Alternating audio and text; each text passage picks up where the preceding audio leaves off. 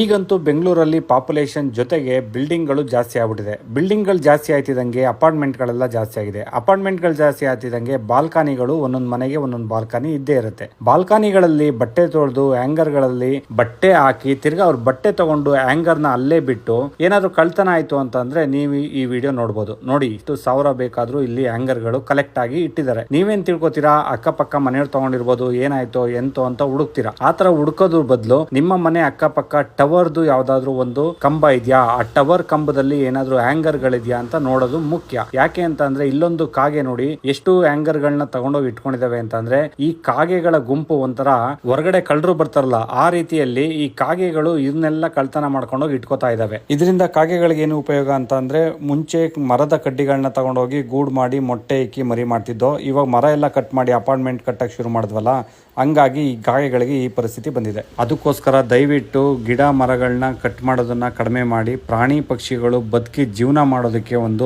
ಅವಕಾಶ ಮಾಡಿಕೊಡಿ. ಹಿಂಗೆ ಮುಂದಿನ ದಿನಗಳಲ್ಲಿ ಮರ ಗಿಡಗಳೆಲ್ಲ ಕಡಿತಾ ಇದ್ರೆ ಸತ್ತೋಗಿರೋರು ಊಟ ಹಾಕಿದ್ರೆ ಕಾಗೆ ಬಂದು ತಿನ್ಬೇಕು ಅಂತ ನಿಯಮ ಇದೆಯಲ್ಲ, ಅವಾಗ ಕಾಗೆಗಳನ್ನ ಬೇರೆ ಊರುಗಳಿಂದ ರಾಜ್ಯಗಳಿಂದ ದುಡ್ಡು ಕೊಟ್ಟು ಕರೆಸ್ಬೇಕಾಗತ್ತೆ ಅಂತ ಪರಿಸ್ಥಿತಿ ಬರುತ್ತೆ.